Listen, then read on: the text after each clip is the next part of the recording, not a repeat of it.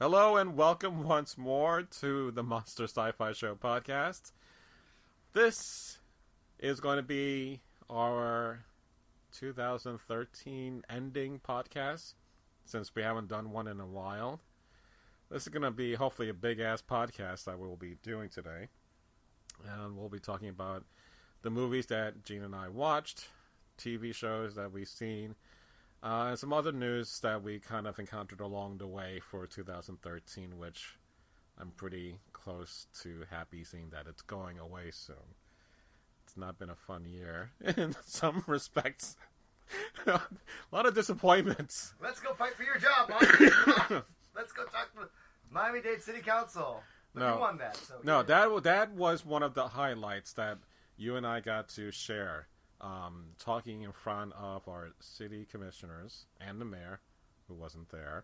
He just wasn't there for your little monologue. Your little 3-minute monologue. No, he wasn't there for yours too. But basically what happened is that since I worked for the city of Miami-Dade, not the city, the county, as a librarian, we were facing a budget shortfall. And we were going to face layoffs. They were closing libraries. So as time progressed close to the end of the fiscal year, it got to the point where there was going to be just layoffs. No libraries were going to be closed, so we had lots of people being cut. And I, for one, was going to be cut again. I wasn't planning on speaking in the first place, but it got to a point where I just could not be comfortable with myself if I never spoke up for myself.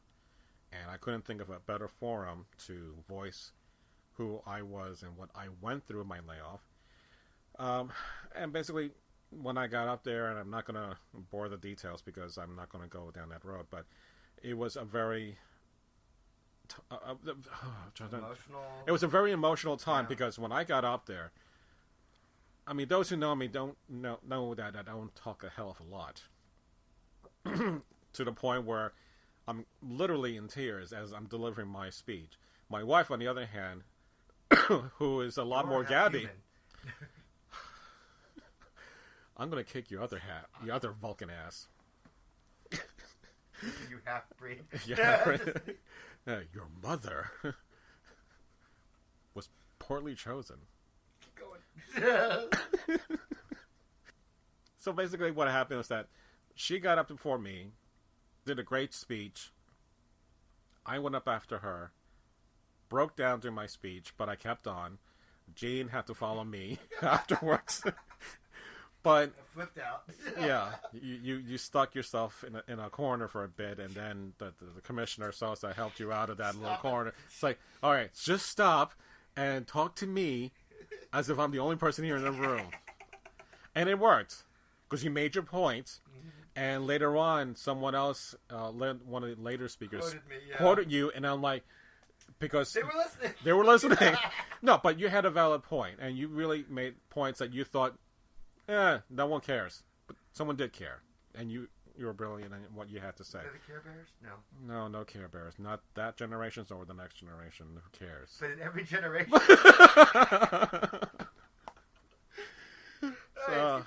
So we did, like Firefly, we did the impossible. For the year. Just like Firefly got Serenity. Just one movie. That's it. So we got the 1 year for the library to be reprieved and saved. So next year, who knows if I still have a job, but we have a $20 million budget shortfall for next year. So I'll be looking for work sometime soon. Yes, we're in Miami-Dade, if anyone cares.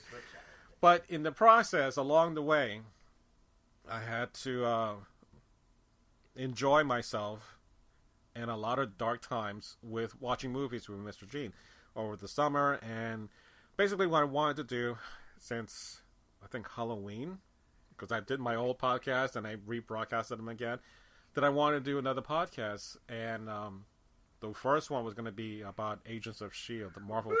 And I'm like, after watching the first couple of episodes, I'm like, fuck you. I'm not wasting my fucking time on this show. I've never felt so angered, except for Heroes after season 1, which does not exist. This show just blew up in my face. Like, what the fuck are you doing? There's nothing fun about this show in the remote sense. Agent Coulson at this point, I don't want to watch it. Just give it like a pity watch, like a pity fuck. I don't want to even watch him anymore because even he is not. There's a lot of flaws in the show, and it's irredeemable. I think you hope that it's fine. You stumble out of the starting blocks. Maybe you can catch up. Maybe you can keep no, you can't. It's terrible. No, the Obama's healthcare website can be fixed. Agents of S.H.I.E.L.D. cannot be fixed. I'm sorry, there is no restart, no reboot. There's nothing you can do to fix this show. But it's going to keep going on. It has a full season 2. That's my question. It has a full season. That's probably all it's going to get. I think the interesting thing for me about Agents of S.H.I.E.L.D. though is that a lot of people that I've talked to, they like it for some reason. I despise it, and I look at them and think why. But I look at these people and they're not fanboys or fangirls. Which is probably why they're just the general public at large. Which, for them, you're casually watching it. Right. But with us, we have different layers of, that's incorrect. You can't do it like that. Right. S.H.I.E.L.D. is a professional agency. It's supposed to be this, this really intelligent central agency, and it's not. Not really intelligent. I can't fire a gun. I don't know what. Oh, my God, really? Why are you on this? Oh, yeah. Fitzsimmons. Yeah. You had to make him two people. We're going to talk about it. Okay, No, I don't want to talk about them. It's a train wreck. It is a train wreck because basically you had to rely on cameos. And we saw two of them right off the bat. You had Nick Fury. and you had unemployed people from the Whedonverse. In the Whedonverse, yeah. Hey, I'm here for an episode. Yay! Hey. I can eat steak for a day. Don't cash that check just yet. Can I come back? We'll see. Yeah, it's terrible, and I think that this is about as far as I will go in talking about Agents of S.H.I.E.L.D. It's just pointless. In a year that had a lot of hopes because we had Thor that was going to play into an episode or two or something to that effect, and even though I did not get to see it, I really didn't want to just rush out to see Thor just so I could see what the hell was going to happen on Agents of S.H.I.E.L.D. I didn't give a shit. So it wasn't as if that was an imperative for me to go and watch the damn series. But it's interesting to me the way that there's such a big difference. A difference in quality, a difference in writing from television and movies. The movies they're still on their A game. It's fine. It all fits together really well.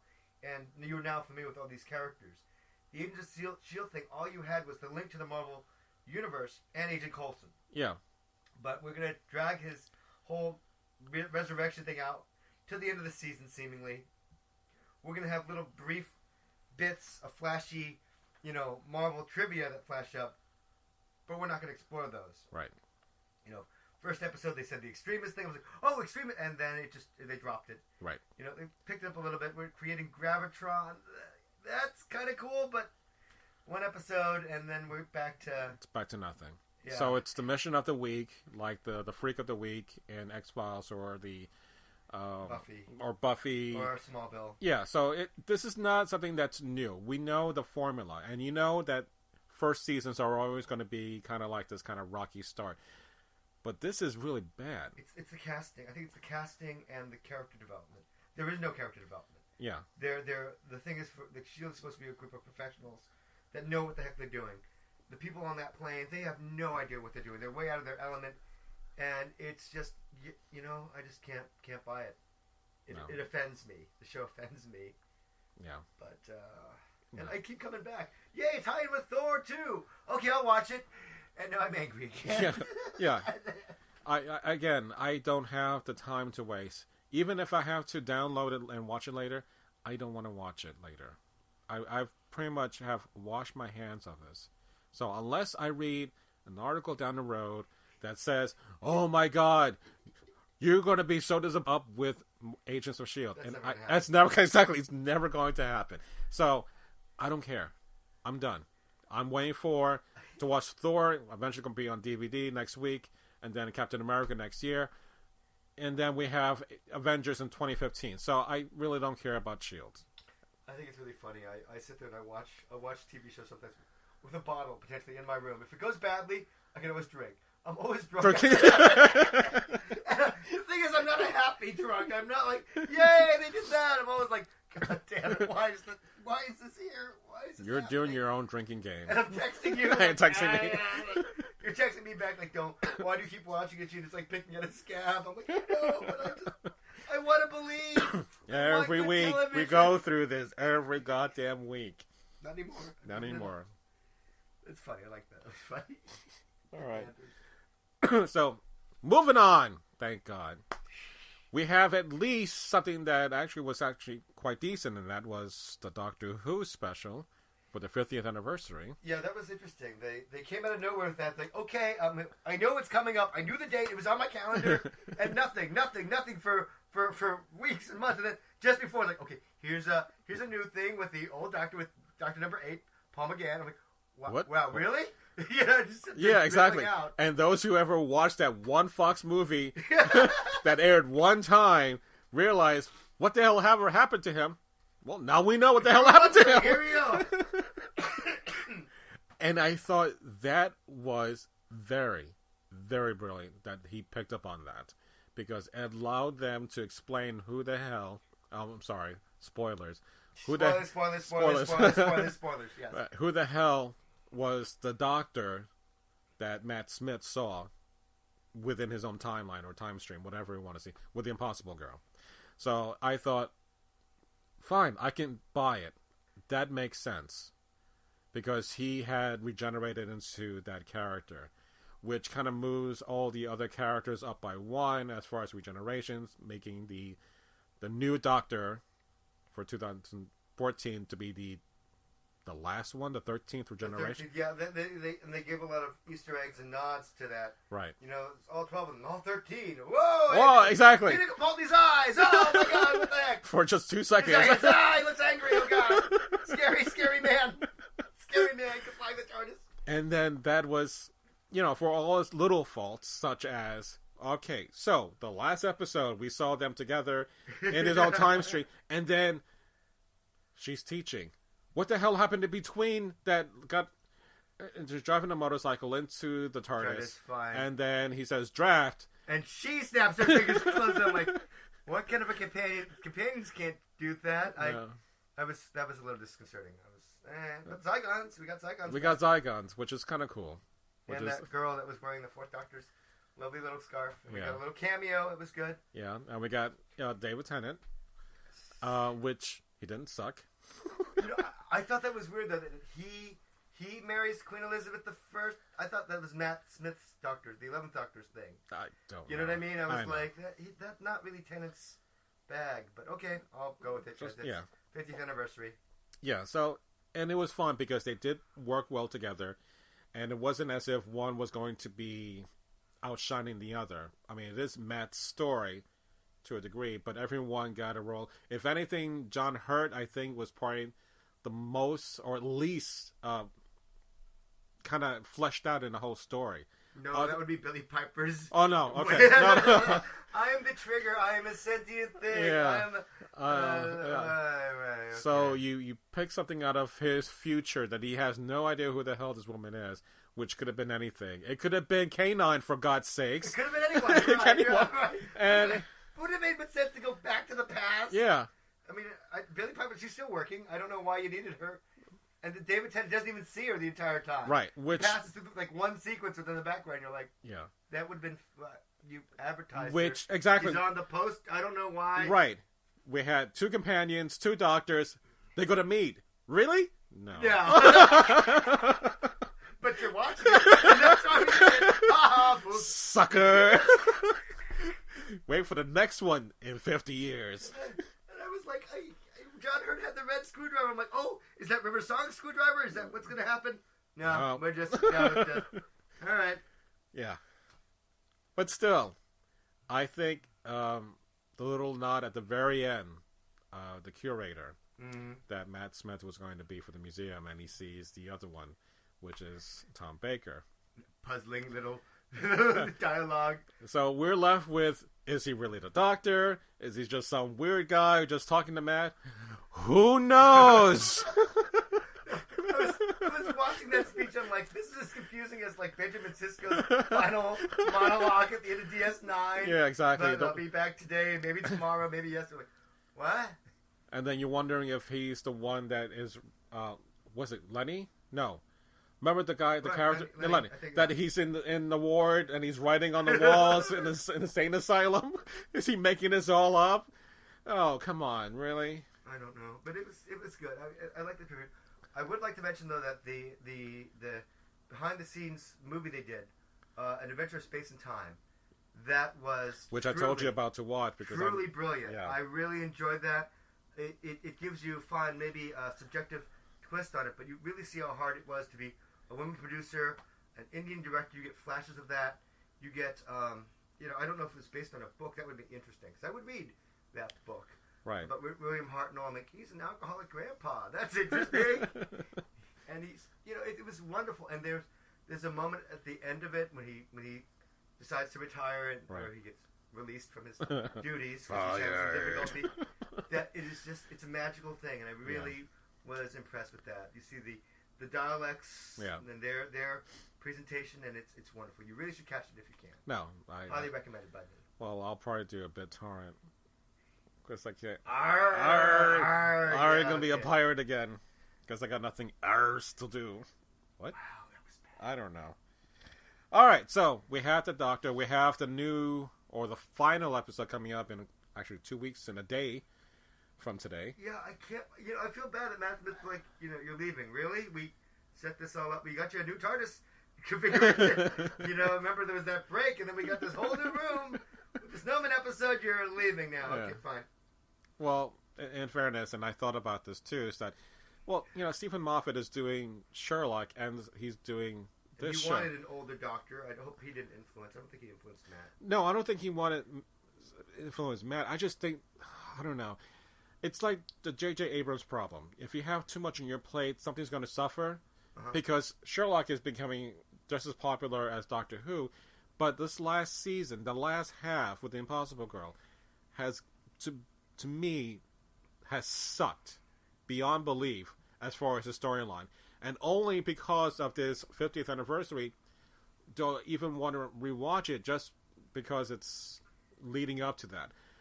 But there was nothing in there that I cared about. The pawns were gone, which ended on a good note, but after that, it did nothing for me for this last half.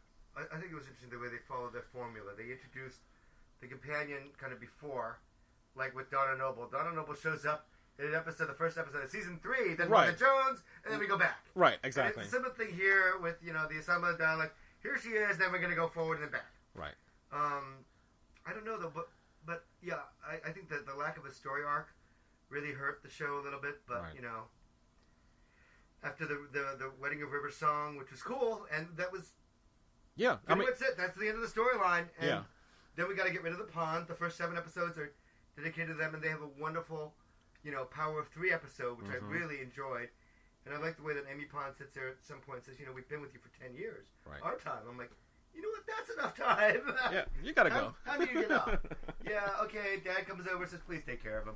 And then you're dead the next episode. And he did. But okay, I don't know. He took care of them permanently. No, but I think one of the fixes, and I talked to you about this, one of the fixes for the Impossible Girl storyline was that the first 2 episodes, the Christmas episode, and then the Daleks Asylum. Asylum of the Daleks. Asylum of the Daleks was the Christmas episode, wasn't it? No, it was Snowman. The Snowman. Okay, you had the Snowman and then the Daleks. Both characters died. If that continued at every episode, the companion kept on dying, I think that would have been perfect, because why is she dying? It's because she's saving the Doctor throughout... But you wouldn't necessarily always die. No, I know. But it would be interesting because... Rory? Okay. Well, no. My point was is that if she was in the very last episode, going through all the timelines of all the Doctors and saving the Doctor at every single point, and she was sacrificing herself for this, fine. But I would want to have seen her have died every single episode, because it would have been a more interesting arc of a story to lead us into what the fuck's going on? Or what if instead, like, he could see her essence? I know this sounds weird. Or you could do the quantum leap thing. Like, she meets the different people in the area and sees the Doctor and helps give her a helping hand. Or the Voyager thing. You know, we just give her history a little push once in a while. Right. So, but because she enters his timeline. Right. Well, the most dramatic, you know, to the end of the of this past season, and right. It's like you shouldn't do that. And he goes and saves her, jumps into his own timeline. I think it's weird, but right. Which but so it would have been interesting, like we just said, if we just I'm here just to kind of push you in the right way, or no, don't do that. Go this way. Fine, do something. And then the last 2 minutes, then Matt Smith will do something, or he'll talk to someone about the character, his companion, as if to make that a thread throughout the whole season, and it just failed. So I really didn't care about Clara in the least bit. I think that General Louise Cole, she's a great actress. She could, yeah. she can no, there was no doubting her. Yeah. It's not her fault. Right. It's the writing. It's the writer's like, this is the script. Okay. Yeah. You know. And Steven didn't do anything this whole season. He executive produced. He executive produced, but you know what? He wrote the 50th anniversary. He's done great stories. It would have been nice to have something that he can put his stamp on, rather than just saying, I'll leave it to someone else. Because there are crappy stories. Which I think, but I don't know. I don't know if that's why it's ending. It's been, you know, it was 8 episodes, but not one really stood out to me. Even right. The Heart of the TARDIS thing, the Cyberman thing was okay too with the kids, but it was just nothing really. There wasn't anything inspiring. I mean, it's sad that to me, when I think about Matt Smith, the companion I'm going to remember the most is Amy and Rory Pond, which was, you know, from the start, it was his thing. But otherwise, those companions are gone. Thus, your story arc ends. Even though you introduce a new companion, you do 9, 10 episodes with her, and then you retire because that's going to be. So I'm curious to see what Peter Capaldi's going to do with it, and how his portrayal of the Doctor will be. Yeah, and I'm sure, you know, he's going to do a great job. But in what kind of context? How he's going to older? I mean, every single Doctor has been getting younger and younger and younger, and Matt was the youngest out of all of them, and now we're going to go completely opposite. So, unless you're going to play into him being the 13th Doctor, I have some concerns about the whole. You know, he's a lot older, and I don't know if we're going to lose the young kid demographic that thought Matt and David Tennant were hot. Yeah, the action figures. Why do I have to play with the old guy? Because he's the 13th Doctor. I don't want him. He's old. And his eyes just look at me wherever I go. They're scary. Like the paintings in the Haunted Mansion. Exactly. They're creepy.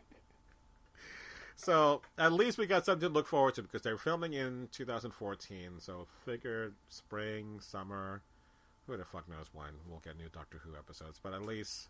You know what's interesting to me? That some shows like Mad Men, Doctor Who, Farscape, they lose their Battlestar. They lose their momentum. Yes. Once you go on these breaks, but Sherlock somehow is kind of immune to this. I mean, you want more, but you get longer episodes. I noticed that. 3 of them, and you're still like, oh, let me rewatch the other 6. You know, you're just like, wow. But it's like no time passes. I don't know how they do that. Yeah, which is weird because I started to watch Sherlock because I've been wanting to see it because my daughter's been bugging me to watch it, as well as Eugene. Oh, I love it. And you know, I saw the first one, but it's been such a long time that I rewatched it again, and I'm like, I really, really enjoyed this series. But it's only 3 episodes this first season, but they're 90 minutes long. So I'm like, holy crap! 2 hours with commercials. Yeah, you're not getting that on Netflix. You just go straight through. Right. So they're like movies. So I'm like, okay, you can do a hell of a lot more creatively when you have an extended time. And you don't have to do many episodes. You just need to do. But you're waiting a year. That's the other. That's the other thing. 3 episodes. Right. That's the other thing. Within 3 weeks, you're like, there's a payoff. You can get quality, or you can get mass quantity. I want quality, not mass quantity. So I can do without the whole. Let's bump it up to 6 or whatever. I mean, I think that was the jumping off that. Is some of the criticisms for The Walking Dead, which I know you haven't seen. I'm sorry. But, selective of... But, you know, people were complaining about, well, there's a lot more episodes this season, which is good, but the always worrying is you're going to get filler. And it happens, every series gives you filler. 1 or 2 episodes. till they get to the end, is a filler episode. You've got an ensemble cast though on Walking Dead, don't you? Yes, until this finale, So mid-season finale. Balance. Right, then this, Not filler, balance. well, this mid-season finale, things are separated. So you're gonna have to now maybe dedicate an episode to here, over there, and so you have not all the characters together. So you can essentially flesh it out that way, but don't make it so that it's just nothing happens for 45 minutes and waste time. You mean like Shades of Grey? I don't know. I've never seen Shades. No, Shades Oh, that Shades of Grey. Episode. Oh, the clip show from Next Generation. No. Please, Oh you must my save God, him. No, wait, damn that was it. a child. Just the Oh my god. That is just painful. filler. No, that was the season finale. That's not filler. You the you second end the season. show, the whole goddamn season, on that. Second These are our season. Best moments with Riker. Yay. Remember here? Remember here? Oh my god, you gotta be kidding. Remember when you put him in this tank full of Mucilix and toner cartridge ink? This is him with a beard, him without the beard. Forget it. No, Okay. that's what your short buttons. I just thought I'd push it. You had to bring that shit up. I'm sorry. Alright. It amused me. Ha ha ha! Bring me some cheese for my broccoli. Wipers? Okay. Alright. I can't really go into from there. So let's go to Arrow, which finally you got to see Arrow. So it's kind of going into the wipers because they have to clean the Arrow. What? Wow, it's a terrible segue. Oh, well, you threw it out there and I had to work with it. I had to polish the turd that you gave me. So anyway. We'll fix it in editing. Arrow. We got to see Arrow. And you actually...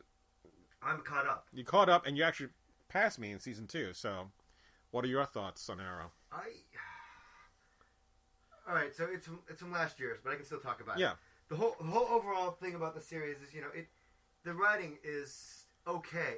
I'm so frustrated, though, by it because it's got such great production values. Mm-hmm. Good acting, good stunt work, good fight scenes, but the writing is so inconsistent that I can't stand it. Mm-hmm. It really frustrates me that, we spend 7 episodes building this relationship between Tommy and Laurel, and then and Oliver gives his approval. Then, for some reason, during the last 3 episodes, fuck it all up. They just on writer's whim, they're like, no, I still have feelings for. Like, wait, no, you said you guys were okay.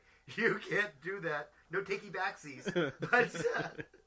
But then there's that whole thing with I don't understand the motivations. I really don't.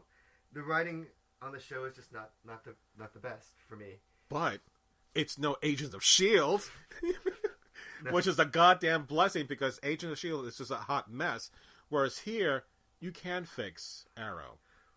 I think that the difficulty with it is that the quality of performers, I think. Mm-hmm. And yeah, the writing, but because the thing is, Arrow has established itself now.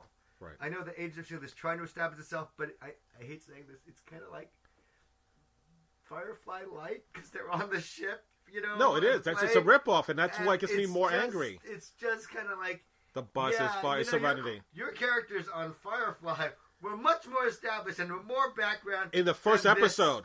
Yeah, crap. Right, which they didn't show the first episode because it was a great train robbery episode, right? Which I loved. That, yeah, and I loved Starship Trooper armor. I get it exactly. But those characters were perfectly established from day one. Where Mal at the very end kicks the guy into the intake valve. Right. It's like, you don't want to take my money back to your guy? Fine. Get someone else. That is how you set up that character perfectly. I have no idea about anybody else on Agents of S.H.I.E.L.D. who is like that. There's no one like that. No. Even okay, we're going to this reconnaissance mission.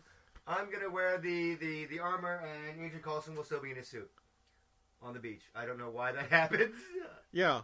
They're Is it painted on him? I don't understand. Does he have to wear the tie? He couldn't take off the tie as he raided the beach? No. I can do without that. Well, We're still going. We're still going back to Agent Shield. We're so angry. It's just like, yeah. It's like a freaking virus. We're going forward, and then all right, two steps forward, one step back. All right, so back to Arrow season 2. Focus. Going forward. Focus. I've only up to where we had the reveal of who Black Canary is, which is the sister of Laurel. Who didn't see that one coming. I'm like, what the hell is this? But she died. No, whatever. Fine. So that's where I am, and I know you're past that. Where we already saw the introduction of the Flash, or the character of the Flash. Not yet. The character Barry Allen, right? I've seen his introduction of Barry Allen, but I have yet to see the Flash. No. That's what I'm saying. We have just the introduction of him. Right. We're going to see him later on, and later in the season, as he transforms into the Flash. And then eventually that's going to spin off to his own series. I don't know how they're going to do that because it's interesting that you don't really have superpowered beings in the Arrow universe at this point in time. Not yet. And you're going to twist it into this. And the thing is, to me, I mean, it's funny to watch it because the writing on it is okay, but the writers don't know how to hold on to, you know what I mean? Right. They have the quality ideas, but actually transitioning them on screen. Right. You know, like it was all about the book first season. And now the book's got out. We forgot that. We didn't. Nah, it's fine. You know. Right. I'm gonna be this other guy. That's the nice guy, which, I mean, I understand his motivation. He's not a nice guy. He slept with Laurel and killed his friend Tommy. Yeah. Just... So he wants to be not that guy. I gotta be someone else. That guy, the guy who does spray paint on his eyes, which still bothers the fuck out of me. Like, he has time. Not so much that he has time to change into costumes in and out, but the fact that he has to spray paint his eyes green really bugs me, because how does he just take it off? Does he have like a little cotton ball swab, Vaseline to take it off his eyes? What I think is funny about Arrow? I think they've just completely given up on timelines. You know, I mean, they just like, all right, it's daytime during one scene. I saw recently, you know, they're doing brunch, and then they cut to a scene that's at night. It's like, wait, that was like you just got there, yeah. And they cut to another daytime scene. It's the same day. It's like, wow, shoot your continuity guy. Fire them, please. Yeah, just exactly. Painful. But they just let it go. Just let it go. But still, it's doing well. Arrow got a boost from Barry Allen's character introduction. So it's one of the higher episodes of season. So his character is good. Yeah, so we're not probably going to get like we got first season where it's more Jason Bourne action. This is going to be season 2 more powered or super powered action this season, or at least more of that and less Jason Bourne, which in fairness, Arrow was never super powered, so he's going to be dealing in a universe that everyone else is going to be outpowering him. So the question is, you got Batman who's able to live in that world. Can Arrow be along that same line? Can you make him as cool as Batman would be? I don't know. We'll see. I don't think the writers are just, every day is new. Right. This is the idea we've got. It's a relatively good idea. There'll be one or two big plot holes, but we're just going to ignore those. Right. And just keep going. Like, you know, Oliver sets up a party, always has to leave. Right. Every time he has to leave. Right. Or he gets there, where were you? Well, I was called away or something. Right. Laurel, the woman that he's been with a few times, staring at him like not 2 feet away, can't recognize who he is. Yeah. Well, you know, he's always in shadow, or he has his got head down. Synthesizer. Yeah. I would have gladly given my life to him. Is that you? Oliver? No, it's not. Just all right. suspension of disbelief. Keep going with it. Okay. More whiskey. Got it. So, but at least we have that to look forward to, Doctor Who to look forward to in 2014. So, you know, we're not too bad off. I mean, we had a couple of clunkers so far. You haven't seen Defiance, but... No, go ahead. Give me a review about Defiance. I didn't like it at first, but Rodney O'Banion, Farscape... Oh, Farscape guy. Okay, right. good. So, it's on the Scifi channel. Sci-fi. Sci-fi, yeah, I got it. I know. Okay. So, it has all those elements that we loved about Farscape. The opening scene sold me between the two characters, the two leads, and I forgot the name, so don't shoot me. But they become the law keepers in the episode. Basically, this is like a space western. Like, okay. basically, that's what it is. So you had the cantankerous doctor, you had the young mayor, and you have these other characters that play out the same things you would just see in a normal Western, except that this is just in a future setting. What I liked about this, and this has nothing to do with the series, is that Bear McCreary, who did the soundtrack for Battlestar Galactica, Da Vinci's Demons, also did the music for this. The music itself it deserves a better series. It deserves a better series because the stories, we kind of seen these before, but what I'm rewatching this with my wife, especially now that I got the large TV in my room. Yay! Technology. It's that I'm enjoying it more with her because I'm looking through her eyes. Because she's telling me, you gotta like this show. And I watched it again, I gave it a shot, and then I got hooked on Farscape because of her. So, watching it through her, I'm kind of re-liking Defiance a little bit better. I mean, it gets better towards the end of the season, and it's only 13 episodes, but I just think that production values and what you want to do for story-wise, it's going to be really expensive to keep and to maintain that level of production. And especially with a large cast like this, it's not like a closed set where you have Battlestar Galactica and you have CG effects. So you got two separate things. You have real effects and then you have the CG. Here, you're trying to incorporate both at the same time. That's a lot of work to do. So I give them kudos for producing shit like this. That's not what I expect from sci-fi anymore, because sci-fi sucks. Well, that's the good thing they did with Battlestar, though, right? The last good thing they did was Battlestar. I remember, back in the olden days, where you had sci-fi Fridays, where you had Farscape leading that pack. First wave, all this weird stuff. I miss those days. I miss those days. But this is just fine. I'll watch it. My library has it on DVD, so I'm okay with that. But I really would recommend you watch it on Watch Defiance. So we talked about Arrow. We talked about Doctor Who. We talked about Walking Dead a little bit. We talked about Defiance. I finished up finally watching Spartacus, which you haven't seen. I don't know what that is. That's okay. I couldn't get past it. I tried to watch it. I'm tired of seeing Lucy Lawless's tits. I'm watching. I'm like, wow, that poor man got. Oh, I don't know. That's but not too gory for me. Well, that was the other thing. You had this torture porn, which is you have people being executed and and that's fine. And then you had the slow motion torture porn, where they slow down the film action. And they make it all stylized, and after a while, it gets tedious, like watching 300. 300, right. Which you can just watch it in half the time, just put it on fast forward. They're like, they're done. It took me a while to get around to watching Spartacus the last season, because I know how it's going to end. Not good for Spartacus, but still, I enjoyed what they were doing, and it was Sam Raimi, Robert Tappert, which is Lucy Lawless' husband, who... Xena, right? They used to do Xena. So it's the exact same location. I think it's filmed in New Zealand, so it's like par for course. Hobbitland? No. It is Hobbitland, basically. But they're not made out of concrete, so you can come and visit anytime. And collect their coins.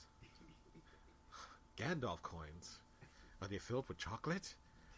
Can I still get the cups at Burger King? No. So, I was happy with the way it ended. And yes, I got tired of watching Lucy Lawless's tits. As much as I craved watching Xena. And I'm like, oh my god, she's like, there's, great looking pictures of her in this magazine or on the internet. And then we got this series. I saw more than enough of her tits. And I said, I got it. Thanks. Ellen Barkin-Lee? Kind of like too much like Ellen Barkin back in the 80s? No, because Ellen Barkin you didn't want to see anymore. Okay. But here it's like, okay, thanks. Bye. I gotta go now. That's nice. Put it away. Thanks. No, really, thanks. Bye. Yeah. So, but I got, I definitely would want to keep it on DVD, but that's not anytime soon. So, finish that. Newsroom is another one that I I'm almost finished with, but that's only because of Olivia Munn, who's in it. Yeah, okay, you can see those. I think in Magic Mike.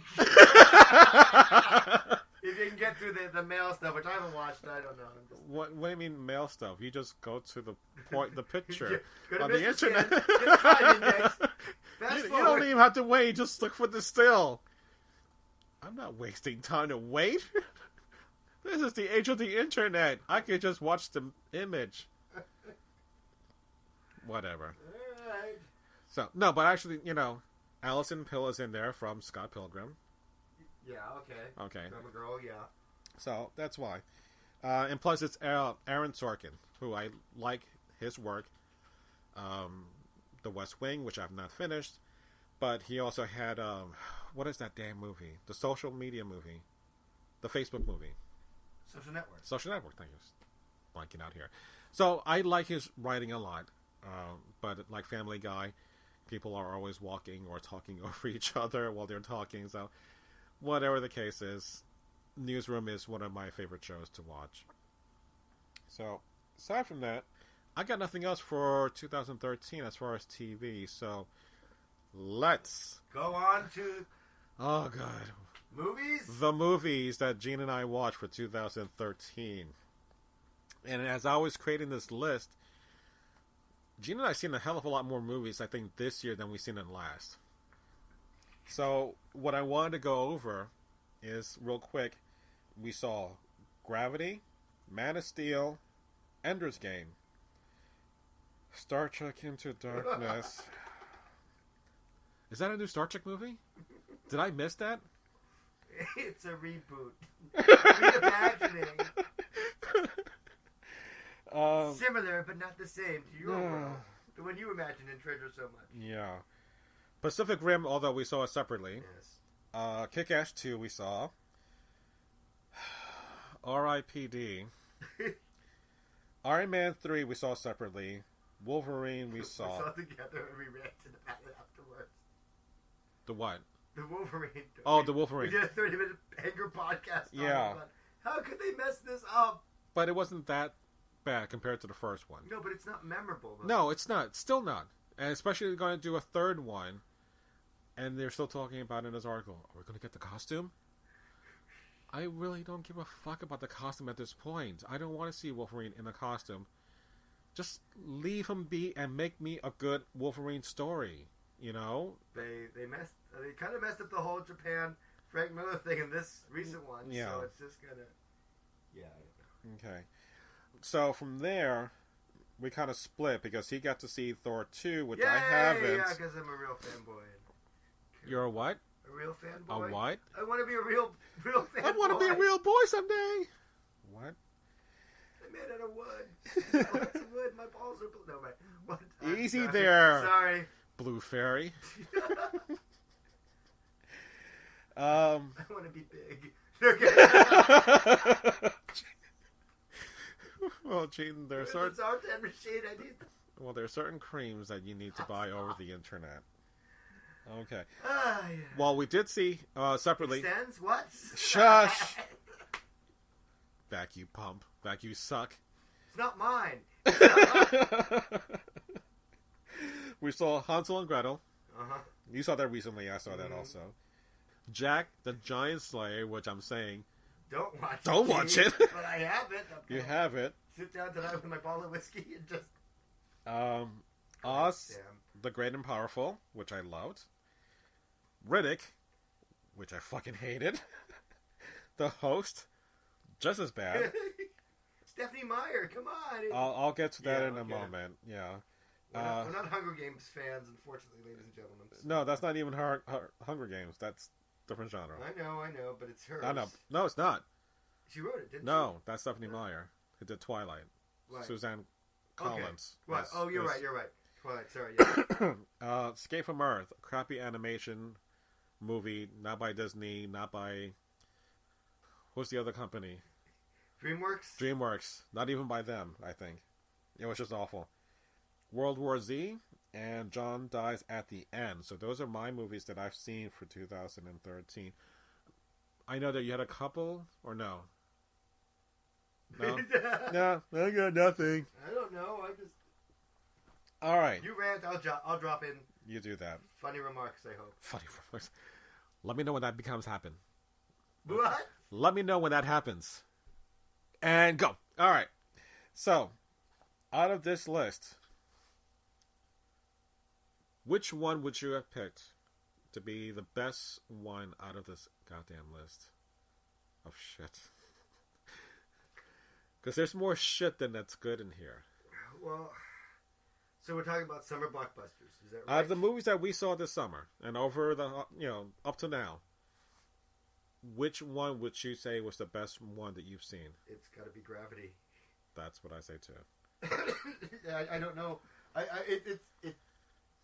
It was just phenomenal. You have to see it in the theaters. It's good storytelling, good acting, just amazing camera work in a green room. Yeah. But, okay. That was the best, most solid storytelling, most visual, stimulating film we saw this year so far. Yeah. It's not over yet, and there's still some contenders for Christmas. But for just groundbreaking work, it's Gravity. Yeah, it's hands down. I with all the expectation that I had for Star Trek, Man of Steel, Gravity, I had none, and it came out from nowhere and blew my socks away. It's just pioneering. Yeah. But the thing is, it has all the elements that you want Exactly. in it. Yeah. Good writing, good storytelling, good acting, good performances, amazing special effects that are realistic, of a believable storyline and content. Nice human story that everyone can relate to. Elements of inspiration and struggle that your heroes try and get through, and they lose their faith, then they get it back, and it was perfect in that. It is groundbreaking, but yet I don't want to see it again because it was such an emotionally draining experience. Exactly, especially since we saw this. Did we see that first, or did we see Ender's Game first? Ender's Game first, and then we saved some. We went outside. It was a 2-for-1. Yeah, playing at the was theater. A special thing. And I bought concessions because I didn't want the theater to. I gave the theater money. I did. So basically, we became pirates and we snuck into another movie. Basically, we do not condone our audience and wish you to do this. But this is the middle of the week and no one's there, so who gives a fuck? And I'm unemployed, so we're saving money. And besides, we're doing this for our podcast, so in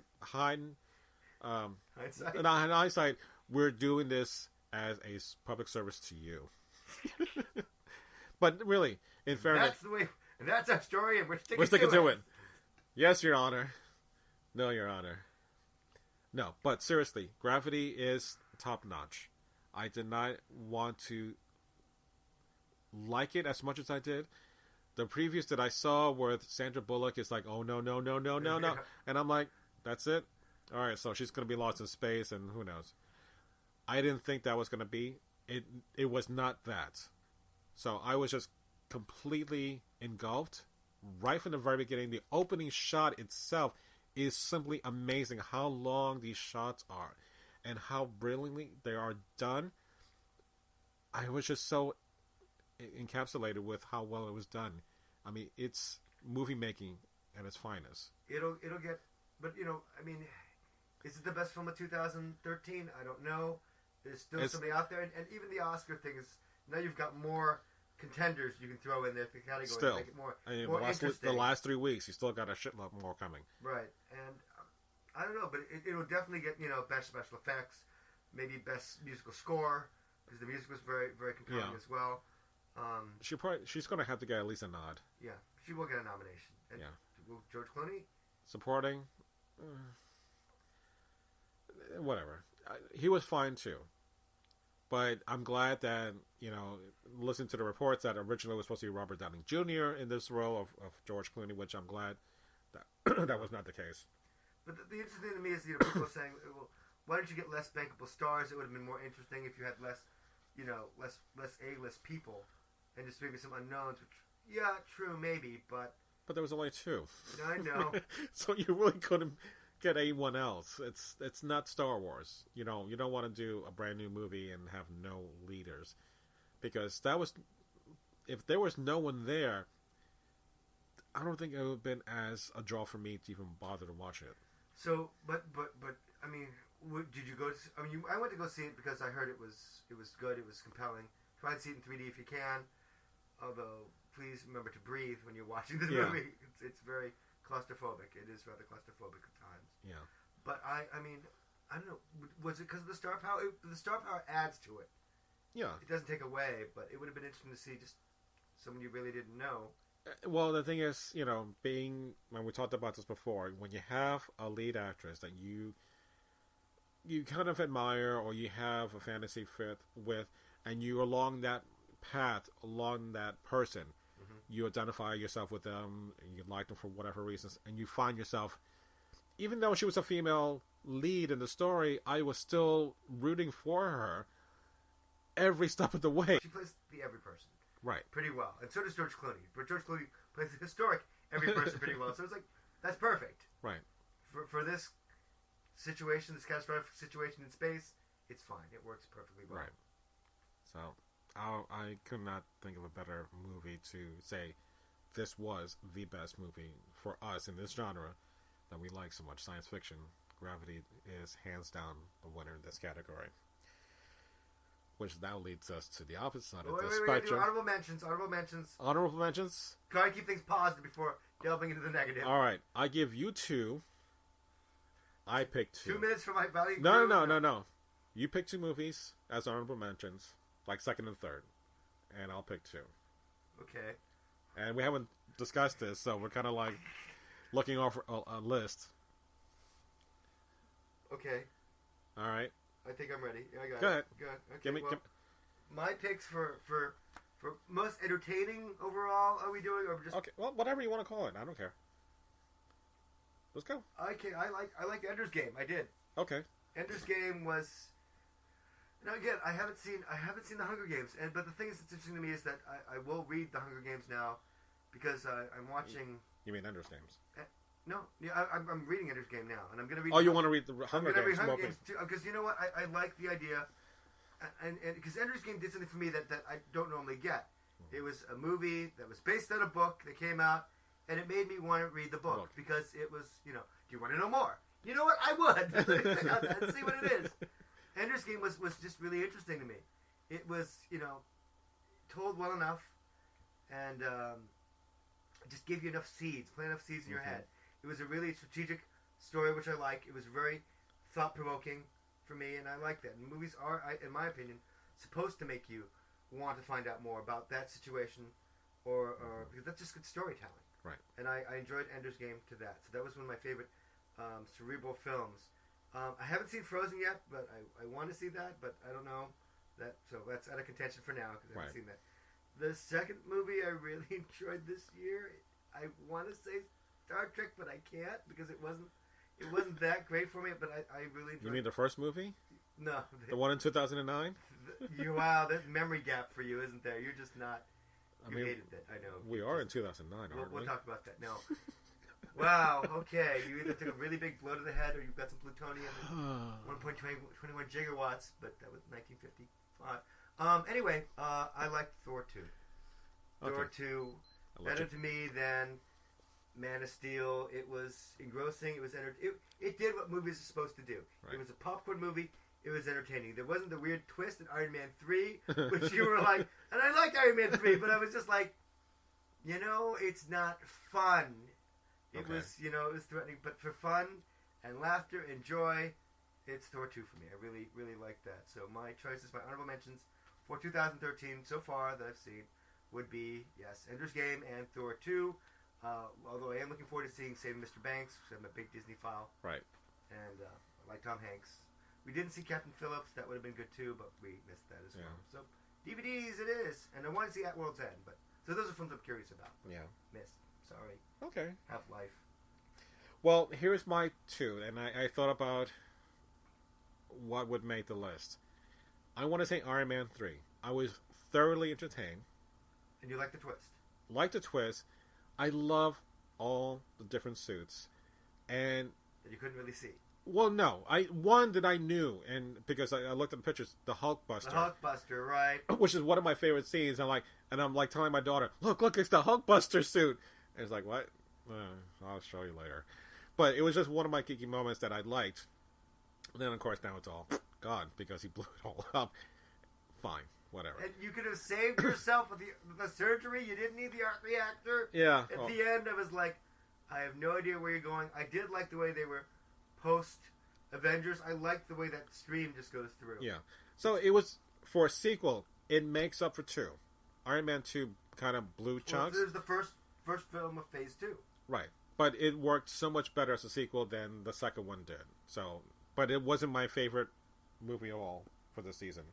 The one that I was really surprised by is World War Z. Which I didn't see. You didn't see. But I'm listening it thanks to you. With the audiobook. Yeah, which I prefer that sometimes. Yeah. But it's compelling me. I'm like, you know what? I do want to see that movie. Yeah. But it was... Go ahead. It was kind of weird because, one, it's a PG-13 movie. So no blood. So there's no blood. Computer-generated stuff. But it's scary enough that you have enough tension in the movie itself. 2, you have Brad Pitt in the lead, which is, he's doing a horror movie, but it's not really a horror movie. Suspense. Right. But having that, the 2 elements going in there, and then hearing how they had problems with the story, problems with production, going over production, reshooting, all like a whole new scene at the end, which it makes sense knowing what they did before and what they did now. And basically what happened was that the only secure place, it was in Israel. They had like a wall. Right. They were literally surrounding themselves away from everybody else. But then they got overrun.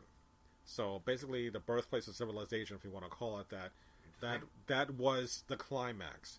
So then you could not have another climax of action like that. So this was going to be Brad Pitt's moment to... So it's for pacing. It's for pacing because you get to a certain point, you get to an epoch, you get, or is that the right word, epoch? No. Like a crescendo, a peak. When you go up to the top, you want to go down, and you want to go back up again, but you can't really get back up there because you're exhausted up to that point. If you try to go again, it's going to ring false. So you need something that's going to be compelling, and Brad Pitt's character is that compelling for me enough to be along for the ride, because he has a family that, because he's able to be a scientist, so to speak. Brad Pitt's a scientist? Well, here's the thing. His family is safe because of his position. Right, they're on the aircraft carrier. They're fine. When they're dead, they believe he's dead along the way, kicking them off the boat. Wow. Right, exactly. So that's not right. Right, but we know he's alive. So he comes up with a solution, and it's brilliant because as many... I know the solution, you're right. Right. So in this case, the solution was that, he noticed along the way... Spoilers. Like, we're not going to be... whatever. Then along the way, he finds out that people were not attacked for some reason. Like, it was like a stone in a river, how the river would just go around that stone and not overtake the stone. It's because they had some kind of disease, or they were going to be terminal, or something to that effect, that they were just basically rendered invisible. So Brad decided, he found the WHO, the World Health Organization, which is with Peter, I can't forget his name. Capaldi was in there. Right. There's a little movie, a cursing little movie thing. Right, our next Doctor Who. Although people were saying, because he was in that HOW. And he's called Doctor. He's called Doctor. We should have saw that. Whatever. No, but he wasn't. Happenstance. Exactly. So he injects himself with all these different viruses and basically makes himself invisible because zombies don't attack. But he'll die later anyway. He'll die anyway. But he wasn't, not in so much jeopardy because he was going to get a cure. Vaccinated. Right off the bat. But that was a brilliant way of how to deal with zombies, because I've never seen zombies be... not examined, but for a zombie movie to do that kind of approach, I thought that was brilliant. Are you tired of zombies yet? This is going to be it. I have Walking Dead. Walking Dead will have maybe a season or 2, and then zombies will be like with the vampires with Twilight. That's going to be gone. Because the zombies have been so much on the forefront lately. 28 days, 28 days later. Right. Walking Dead, all these things. Right. That's going to come to a hill. It's going to end just like with Twilight and the vampires, because you don't want sparkly vampires, and you don't want to have dumb zombies. Here, ooh, look, zombie sparkly. Sparkly zombie. But what was cool about this, and we've seen this before, Zack Snyder did the remake of, I think, Dawn of the Dead, one of the Dead movies. Zack Snyder? Yeah. He did one of the remakes of the zombie movies in which the zombies not walk. They run. Right. That's scary. So they can overrun you easily. So it's not like, I'll just skip out of the way. You really had to run for your life. So, having said that, I was kind of really happy with how the zombies were portrayed. Again, not a whole lot of gore, a lot more suspense, but I was really compelled by the story. So, moving forward, the other one is going to be Oz, the Great and Powerful. Which I'm sorry I didn't see, but I heard it was great. Sam Raimi, who directed this. And, what is the guy's name? The lead. Oh, James Falco. Yeah, James no one Falco. remembers him. 127 Days. Yeah. His co-hosting the Oscar with I know. Anne Hathaway. Yes, I understand you're nervous, but you don't need to smoke that right now, do you? We're on TV. We're live. What are you doing? So, but the first, I think, 20 minutes, because it's in black and white, kind of like the old Oz movie. Fine, I get it.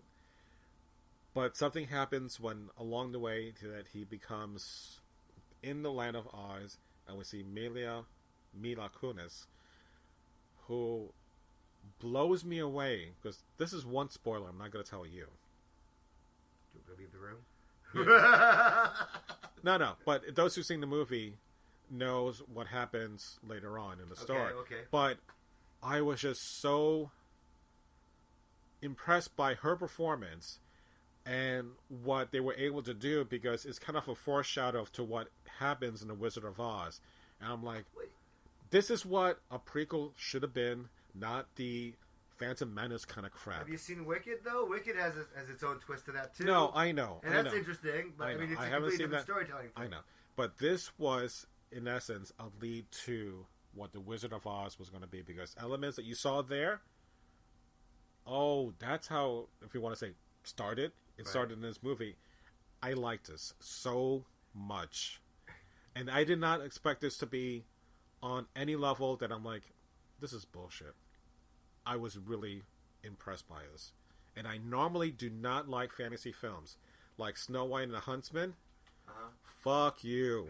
I could not believe Kristen Stewart's acting was so horrendous in that movie. It's like, and I know you liked her in Zathura. Zathura. She was new then. I didn't see her. I know, and she was fine. And I'm like, she had personality. Then her head swells with the Twilight thing, and it's just like... I'm like, what the hell happened to you? She could not fucking act. Neither can Lindsay Lohan. Neither can... No, Lindsay Lohan can act up to Herbie fully loaded. She shows up. And then after that, and then she's gone. She's lost. So now she has to show her tits in order to get work. You're not Liz Taylor. I'm sorry. Really? No. Stop. Please. You're hurting my memories. Yeah. But what about Return to Oz? Have you seen that one? When we're talking about Oz and the world? Long time ago in a galaxy far, far away. But... Before the prequels. Before the prequel. That was a dark movie in a sense that we had to look at a different Dorothy. She was in like... She was much younger. She's a little bit older, but you had a different set of characters in Oz, and it was just... It was a reimagining before reimagining became fashionable, and it was just a little strange. Yeah. Oz thing. But so you're telling me that the Oz and Great and Powerful is so worth your time, because if you love Wizard of Oz, and I would say this is not the Wizard of Oz, but it takes you on a journey to an imaginary world, almost like Nightmare Before Christmas, just a world that's created that's new and refreshing, like Avatar. Basically, but it really made such an impression on me that I did not expect it, especially for Sam Raimi to do a fantasy film like this. It was perfect. And yet you didn't like Jack the Giant Slayer. No, Jack was terrible. But Bryan Singer did that. The X-Men guy. Bryan Singer needs to be punished. For that? For that. Like the makers of Cool World that I... Only Hollywood. No. If she could. Brad Pitt's first on-screen performance. Shoot the bat. Okay. All right. Having said that about Oz, the Great and Powerful, we need to talk about what is the worst goddamn film that we saw or saw separately.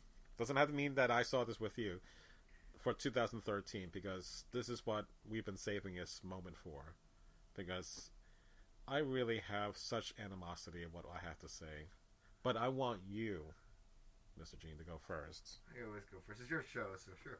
I mean, I thought the worst film that I saw this year that I paid for and saw at a movie theater, it was R.I.P.D. Yeah, that was the worst thing. It was so bad. I mean, I know it's based on a Dark Horse comic, and the previews looked okay. I was willing to jump into that world, accept it, but right. And I didn't even mind that Jeff Bridges was there doing Rooster Cogburn from True Grit, where you got your Oscar. But what you do with this it's just the problems from the beginning. It just never caught. It was so disappointing, and I was there like, I really wanted to have a good time. It's got the visual effects. It's just, it's poor storytelling. It's poor writing. When you have a poorly written story, I don't care how many special effects you have. Yeah. It won't save it.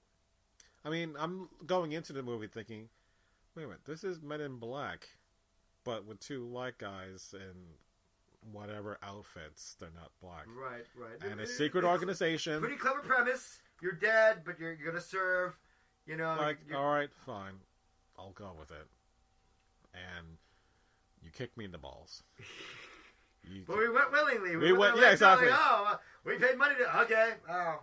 Paid. And wait, do we have subtitles in that movie too? Do we? No, that was one of the ones that we get things in the Spanish subtitles. The Wolverine was the one that was Wolverine in Spanish subtitles at the theater. That was a treat. Well, that's why we pay less when we go to the theater. It's for we live in Miami-Dade. It's kind of a mixed community, so once in a while it's okay. Yeah. That was my pick. So what was your pick for worst movies, sir? Well, I had a slew of shit to pick from. The Host was one that Okay, let me back this up. I read the damn book. It's a 600-page book. You read the Stephanie Meyer book, The Host? Yeah. I wanted to read it. Before or after you saw the movie? No, this is way before. This is years ago. Oh, okay. So before the first Twilight movie ever showed up, she wrote this book. And, it's about an alien invasion. This is basically like Invasion of the Body Snatchers, but this is what happened. But from a certain point of view. Catchphrase. TM. So I didn't get to say that before. But basically that's what it is. This is from the aliens' point of view. They took over Earth, made things better, but then you had this kind of weird love triangle, because the person that you are is taken over by this alien force that's implanted in you, and then this one didn't take, so you have both people fighting or talking at the same time. And that's like Superior Spider-Man. Basically that's what it is. Except that this was poorly done, because... But the book was okay. The book was long. Things don't happen until after page 100. So you gotta read it a long time before something ever happens. And even then, it's long, it's drawn out, it's not great. But for someone who, let's say, is new to science fiction, it's light on science fiction facts and all that, fiction storyline, fine. Start off small, light, ease your way to science fiction. That's how I would recommend it. The movie, on the other hand, blows shit. It's stupid. But that's not the worst one. What is the worst one, Mr. Monty? Oh, wait, I'm going to get there yet. No. The other one I just saw is G.I. Joe Retaliation. Which, the first 20 minutes, we see Duke from the first movie get killed. Which, oops, sorry. Spoilers. I started watching it, and the whiskey bottle, the whiskey bottle saved me from watching it. Because I watched, like, a few minutes of it, and I passed out pretty quickly. Yeah. It was so boring. I didn't care for it. Yeah. I was saved. It's a mess. First off, they delayed this movie a whole year. They made money! They made money, but it was delayed a whole year. They had toys already made. On the shelves. On the shelf. Take them down. No, they never took them down. They never took them down? Oh, look, no. The snake-eyed sword is still there. They're still there. Well, it's G.I. Joe, so that could still live on without the movie. There are still Jurassic Park toys up, even though Jurassic World is it did come out in 3D, which I was looking over my list. True, I know, but I never saw it in 3D either, so I'm like, what the hell? I don't know. Whatever. It's not Dwayne's fault. Dwayne Johnson is great. Bruce Willis' fault. It's just. Bruce Willis is just Bruce Willis. Look, I'm like, it's based on a toy. You saw Battleship. You know that when you go for toys. You know what? If I'm going to compare Battleship to G.I. Joe Retaliation, Battleship is fucking, it's Citizen Kane. And that's really... that bad, huh? It is that bad. I mean, I was not entertained in the least bit. The fact that they kill off Duke in the first 20 minutes is just like, why even bother? You know what? Magic Mike is too busy to be, on the same movie too. He's got to strip, on the other movie. He's got more important things to do than G.I. Joe Retaliation? Apparently so. So, it was just a hot mess. But, really, the number one movie is Star Trek Into Darkness. I still will not forgive this damn movie. On that topic, said Gene as he repositioned himself and leaned close to the mic, I will forgive them this. I thought it was okay. Alright, but you are an old school Star Trek purist, my friend. And even though you like the 2009, you were willing to go with it because it was a clever twist. Right. And even though I sat there and went, oh God, they're touching sacred text for sci-fi people. I thought, and watching you, Monty, when you realized it was Khan, because the twist with the marketing was like, it's not Khan. Yeah, right. But it was, and then recently J.J. Abrams apologized and said he made a mistake in doing that. Right. Should have told you it was Khan. Right off the bat. But Monty's head goes down like he's having an aneurysm. And I knew that you'd hate it. I knew. And then the twist, the way that the last third of the movie is just ripped out of the original Wrath of Khan. Right. You switch people around. Transpose some things, but same thing basically. Yeah. That was pretty much unforgivable. The fact that Jen, we played this a second time, and for some reason, I didn't care to watch Into Darkness, but my wife was there and the kids in the living room. I had to go to the store. I came back and I said, "Kids, where's your mom? She's in a room. She's upset."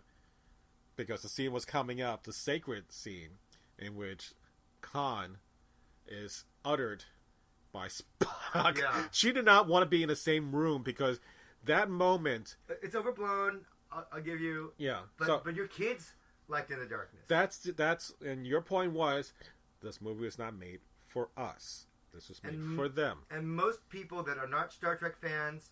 And there are a lot of them out there. There are more of them than there are us. I know. They were okay with it. My thing about the movie is oh my God. Okay, I went through the search because when it came out on DVD, they split up all the special features. Which is a whole other shit. Which we will never talk about because it's so aggravating.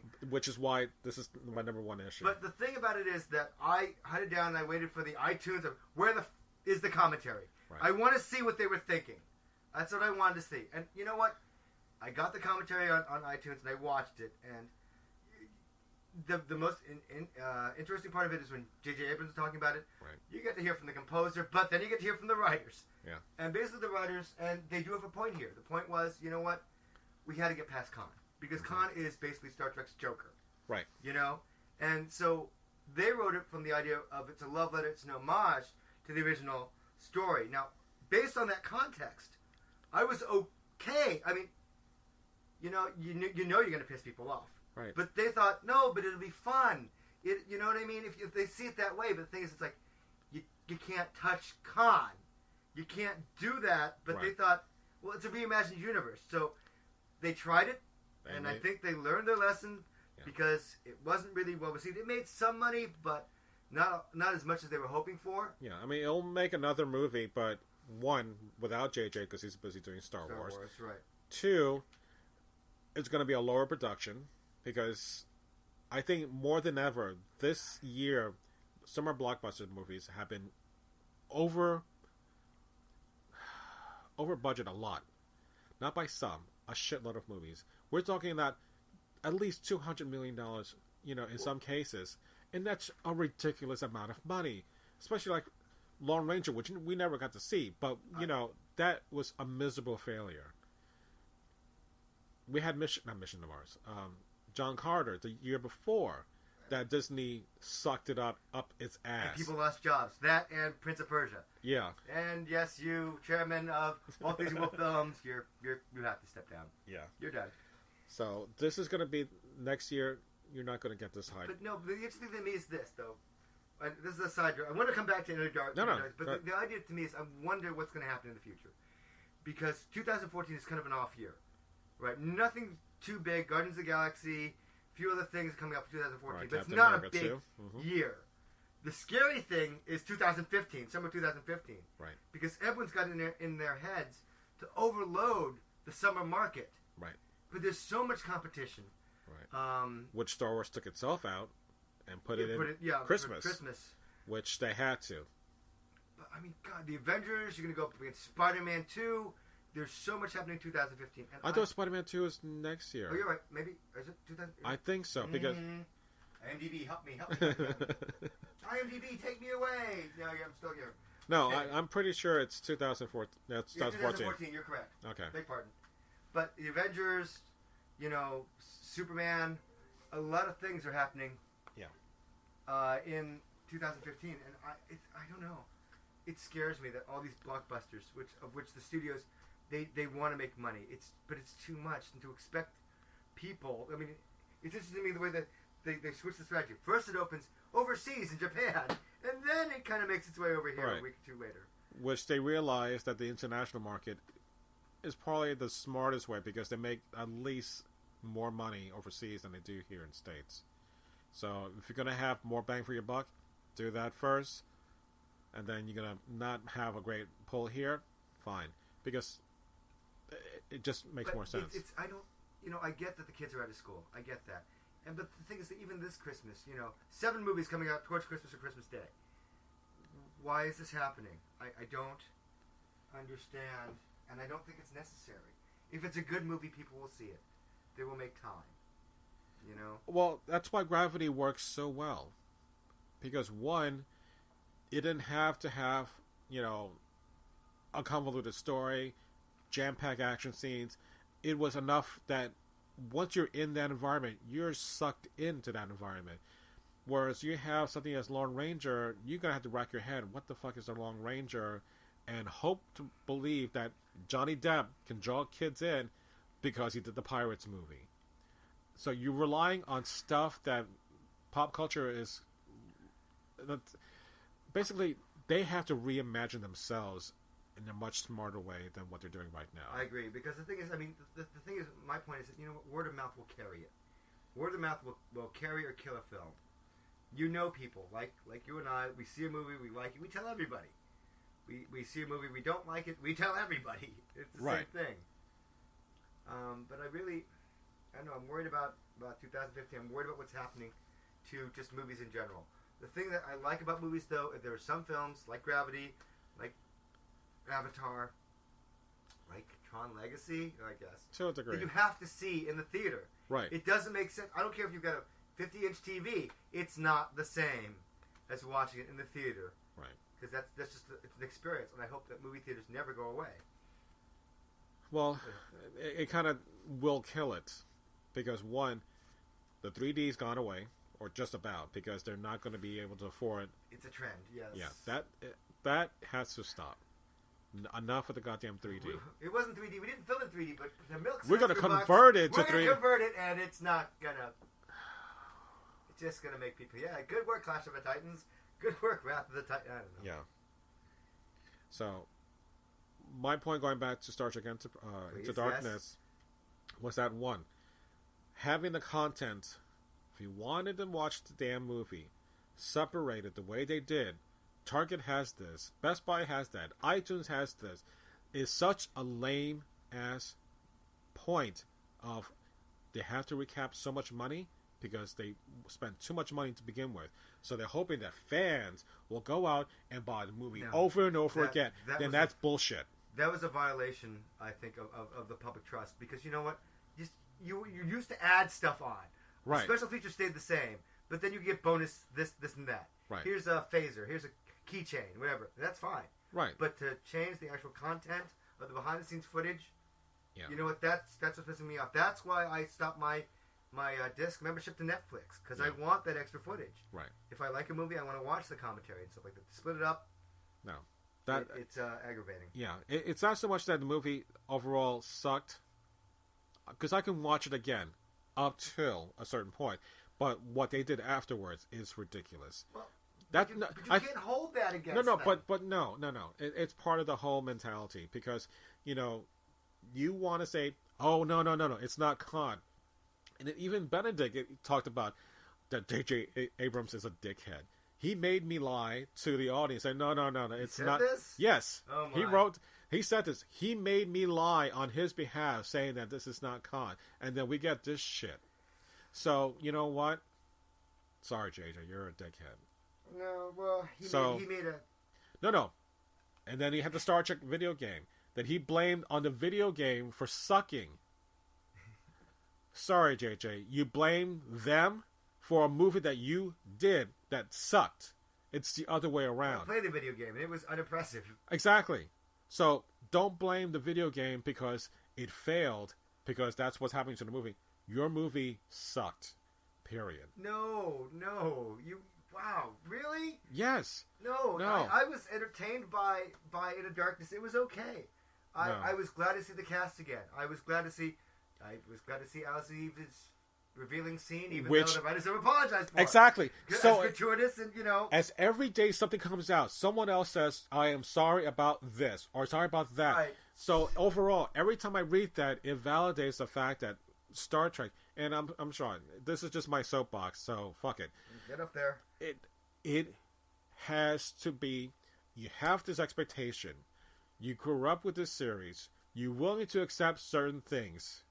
You can accept changes to those things. So things that were 100%, you don't fuck with this scene, you don't touch these characters, you can't do anything with them. No, you can bend the rules. Here, it was just a blatant ripoff of something that should not have been done. No, I'm just saying, it should not have been done, and if it was going to be done that way, say what it was. Don't hide it. Okay, and make the fans jump on board, because that's what hurts us in the end. Because you lie and then you say, "Oh no, it was a surprise." Fuck you. Well, it was. Look, I'll accept that. Okay. All right. If the movie had been marketed differently, if you just came out and said it's Khan, not this John Harrison character, right? Then we would have been prepared. Right. And if you're prepared, you expect. Right. And then if you told me this is just going to be Khan, I don't think you would have been as angry. No, exactly. Which is the interesting thing. Yeah. Okay, if you knew it was Khan, you thought, okay, I'm ready for it. I don't drink gin, but give me the whiskey. Right. All right, so you didn't deliver. Okay, granted, you didn't deliver. But to say, no, you're not going to get him. Oh, wait. You're going to get Khan. Okay. And we did get Khan. I got Khan on my fucking time. Got Khan on my same money. No. That movie has seriously fucked me over, and I'm sorry. That movie, more than anyone else this year, really got under my skin for the shit they did before, during, and after this movie. But the idea is to entertain. It didn't entertain. And so fine. J.J. Abrams, fine. You're a fine director. You're a good writer, and you messed up with this. But again, remember this. It was supposed to be a love letter. The reveal was the mistake. Then he doesn't know how to write a love letter. Well, I don't know. I love you. But check here if you like me. He didn't write it. The writers wrote it. But the idea. But you're right. Revealing it as Khan, but I still enjoyed it overall. I mean, I don't take it as seriously. You know what I mean? I know. I mean, to me, it's just a cast, a new younger cast. I know, and everyone has to have a certain part, and that's also bodied down. And I kind of like the whole thing of it: Enterprise ship crashing, on a gimbal, turning around, walking on the ceiling, jumping over corridors, action packed. Sure, and there's always gonna be problems with the film. All right, can we beam me down? I'll save my boyfriend. No, you won't. You're no grab boots. You're just going down there in your standard uniform and just shooting Khan. So after a certain point, it's like, fuck you. Don't do anything more. You closed your mind to that. Yes, because at a certain point, it's like you have forgivable sins. Okay, which one we were talking about? Doctor Who, for example. Yeah, there are forgivable sins. The companion doesn't do that and close the door. Okay, we get that. But in the grand scheme of the whole episode, did that ruin that moment? Did the whole movie, because she got to snap her fingers and close the door? No, because it's a forgivable sin. Now, you killed Kirk instead of Spock, and you have Spock yell Khan for no apparent reason. And then you say the miracle, blood from Khan and a triple. I get that. No, fuck, no. Stop. Just stop. And then Spock yells, hey, Khan! And then he gets on the bridge. Oh, he's down there. Go get him. Fuck you, go get him. And he says nothing for the last, 20 minutes. He's just running around, and Spock and him fight, and nothing is said. Okay. And no, just, you're screwed up. It's not forgivable. It's a blatant ripoff. Fuck that. I'm done with that series. No, you're not. No, I am. You'll see it. You'll see the third one when it comes out in 3-4 years. We'll see, because I have a feeling Star Wars is going to be such a disappointment. Because my expectation... There's no way you can live up to the legacy. That's like, exactly. It's kind of like, okay, you want to be president, Mr. Obama? Okay, good luck. You're doing good things, the ideas you have, but no one wants to be president now. But you want to redo... Star Wars has been with us for 36 years. Plus, I know. And it's... I'm just worried about... The hype. Yeah. But because that's one series you can't reboot. You can't just go back into... But you're not trying to reboot it. No, I know. You're going forward. That's fine. But it's not as if you can reboot those characters at any point. You already set those characters into motion. There's no going back. Meaning, you fucked them up. At that point in their lives, in their careers... You're really jeopardizing the whole series. That's already happened to Carrie Fisher. No. Okay, I'm sorry. Bam! Well. I did see your wishful drinking play in New York. But anyway. Yeah. So, again, I'm done with this movie. I'm done. Not for you. No, because seriously, I've been holding on to this. I know. And I'm more forgiving about it because I'm like, it entertained me. And even though I know the plot of it, I know it's sacred text. And, yeah, you're right. The marketing team should have revealed. Much easier for you to transition into that. Right. But overall, I found the movie to be entertaining and fun overall. Yeah. Yeah, but you're right. The thing is, though, that it does... Star Trek, to me, has always been pretty much hardcore sci-fi. Not like Galactica, where just bad things happen. We got the dry erase board. It's going to go down every week. That's depressing. But Star Trek was inspiring, but yeah, it does get a little soft, a little fanish in that, the high warp transporting... The miracle blood, why is old Spock back again? He worked in the first film. Right. Why are you calling him back? You want spoilers? And you just happen to have his number. And Vulcan. He's home. He's on the new Vulcan.